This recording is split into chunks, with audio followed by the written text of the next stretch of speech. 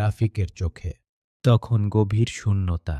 পুরনো ছবিগুলো উল্টাতে উল্টাতে হঠাৎ তার হাত থেমে গেল। ভাঙা আলমারিটার কোণায় একটি হলুদ হয়ে যাওয়া কাগজ। কাগজে লেখা ছিল, প্রতিবেশীর হক আদায় করো, দুনিয়া ও আখিরাতে সফল হবে।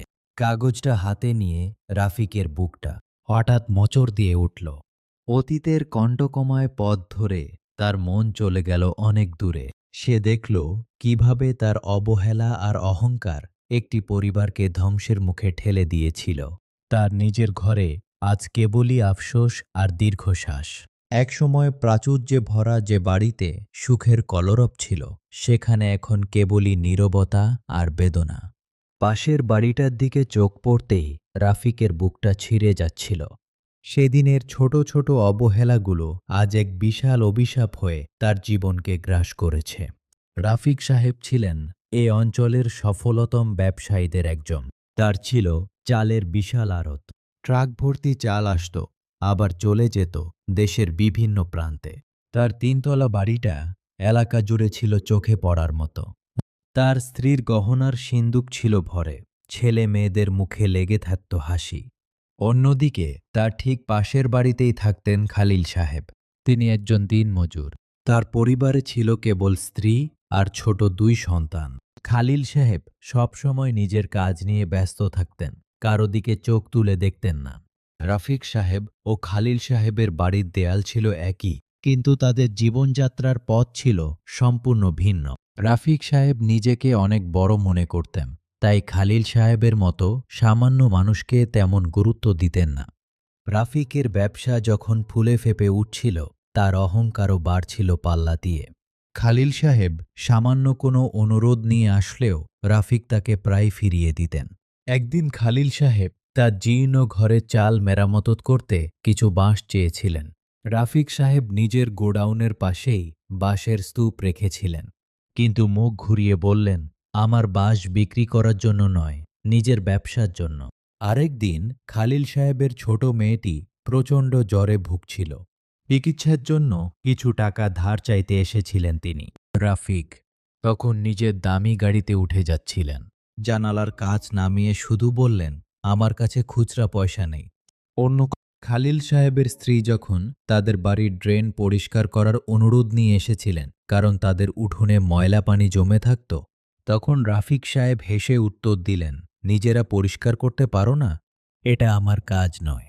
এসব ছোট ছোট ঘটনা রাফিকের মনে কোনো রেখাপাত করত না। তিনি ভাবতেন, খালিল সাহেবের মতো দরিদ্র মানুষের জন্য তার সময় নষ্ট করার দরকার নেই। রাফিকের ব্যবসা এক সময় যেন অভিশাপের রূপ নিতে শুরু করল। প্রথমে ছোটখাটো ক্ষতি, তারপর বড় বড় লোকসান। চালের আড়তে আগুন লাগল, অনেক চাল নষ্ট হয়ে গেল। তার ছেলে বিশ্ববিদ্যালয়ে ভর্তি হওয়ার সুযোগ পেয়েও টাকার অভাবে পড়তে পারল না। মেয়ের বিয়ের প্রস্তাবগুলো একে একে ভেঙে যেতে লাগল। রাফিকের স্ত্রী প্রায় বিষণ্ণ মনে ঘরের কোণে বসে থাকতেন। তিনি স্বামীর এই বদলানো আচরণ নিয়ে কথা বলতে গেলে রাফিক রেগে যেতেন। রাফিকের মনেও মাঝে মাঝে এক ধরনের অস্থিরতা কাজ করত। কেন এমন হচ্ছে তিনি বুঝতে পারছিলেন না। তার ঘুম আসত না।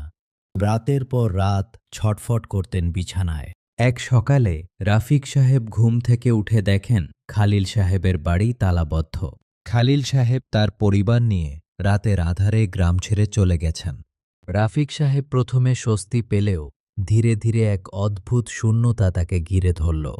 তার ব্যবসা এখন সম্পূর্ণরূপে ধ্বংসের মুখে। ব্যাংকের ঋণ পরিশোধ করতে পারছেন না। একদিন তার স্ত্রী কাঁদতে কাঁদতে বললেন, আমাদের সব শেষ হয়ে যাচ্ছে। কেন এমন হচ্ছে, তুমি কি একবারও ভেবে দেখেছ? স্ত্রীর কান্না রাফিকের মনে গভীর আঘাত হানল। তিনি সেদিন সারাদিন ঘরের ভেতর বসেছিলেন। পুরনো কাগজপত্র ঘাঁটতে ঘাঁটতে তার চোখে পড়ল তার দাদার হাতে লেখা সেই পবিত্র আয়াতটি, প্রতিবেশীর হক আদায় করো। এই বাক্যটি যেন তার বুকে তীক্ষ্ণ ছুরি হয়ে বিঁধল। রাফিক সাহেব হঠাৎ বুঝলেন তার সমস্ত বিপর্যয়ের মূল কারণ কোথায়। তিনি তার প্রতিবেশীর হক আদায় করেননি। সেই রাতে রাফিক সাহেব জায়নামাজে বসে ডুকরে কেঁদে উঠলেন। তার অশ্রু আর থামছিল না।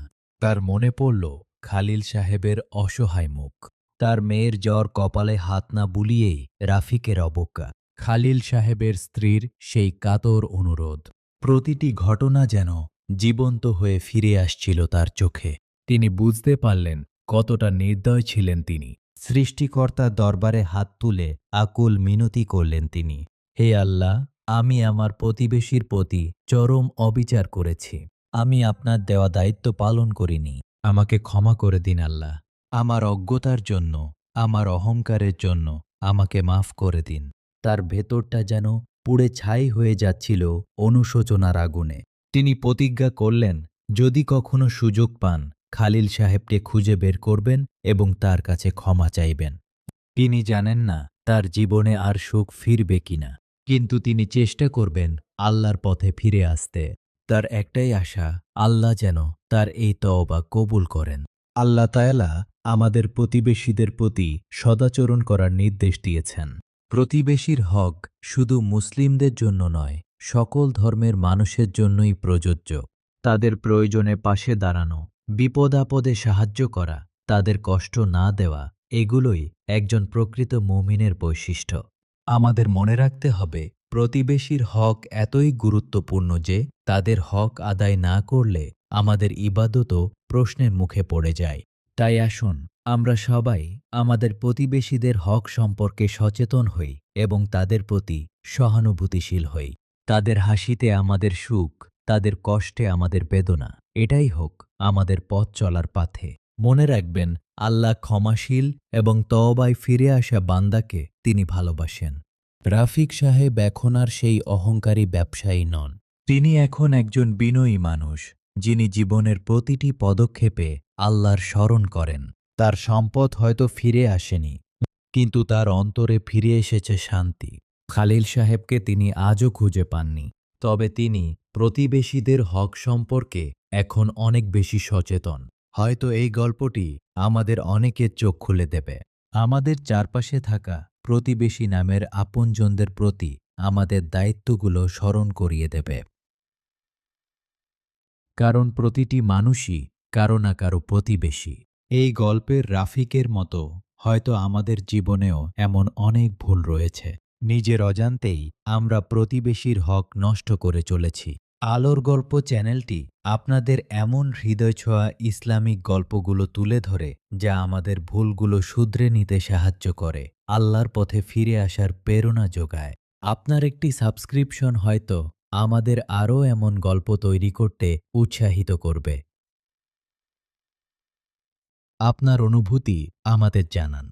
এই ঘটনার পর তার জীবনে আর আগের মতো অন্ধকার ছিল না। সে বুঝে গেল, মানুষের ভুল যত বড়ই হোক, সত্যিকারের অনুশোচনা আর ফিরে আসার ইচ্ছা মানুষের জীবন বদলে দিতে পারে। এই গল্প আমাদের মনে করিয়ে দেয়, আল্লাহর রহমত কখনো ছোট নয়, কিন্তু ফিরে আসার সিদ্ধান্তটা আমাদেরই নিতে হয়। আপনার জীবনেও যদি এমন কোনো শিক্ষা থেকে থাকে, কমেন্টে লিখুন। আল্লাহ আমাকে সঠিক পথে রাখুন। এমন হৃদয়ছোঁয়া ইসলামিক গল্প নিয়মিত শুনতে আলোর গল্প চ্যানেলটি সাবস্ক্রাইব করে রাখুন। আল্লাহ আমাদের সবাইকে হালাল পথে চলার তৌফিক দিন। আবার দেখা হবে আলোর গল্প।